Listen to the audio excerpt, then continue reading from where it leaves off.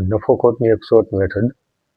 એક રકમ આપેલી છે, એક વસ્તુ ₹100 ખરીદીને ₹120 વેચતા કેટલા ટકા નફો થાય? તો ઇન શોર્ટ 100 અને 120 બંને વચ્ચેનો ડિફરન્સ કેટલો છે? 20.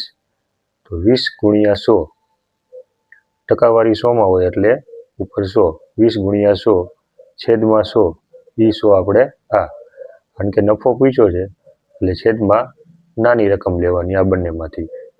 20 ગુણ્યા 100 છેદમાં 100 એટલે 20% નફો થાય. બરાબર. એવી જ રીતે ખોટ માટે પૂછ્યું હોય, એક વસ્તુ ₹120માં ખરીદીને ₹100માં વેચતા કેટલા ટકા ખોટ થાય?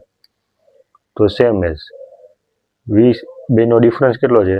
તો કે 20. 20 ગુણ્યા 100 છેદમાં 120. 120 કેમ મૂક્યા? કારણ કે આ બંનેમાંથી મોટું કોણ છે? 120. કારણ કે આપણને ખોટ પૂછી છે એટલા માટે. તો 20 ગુણ્યા 100 છેદમાં 120 એટલે કેટલી? 16.66% ખોટ. આમાં એક વસ્તુ યાદ રાખવાની, જ્યારે આપણને નફો પૂછે ત્યારે આપણે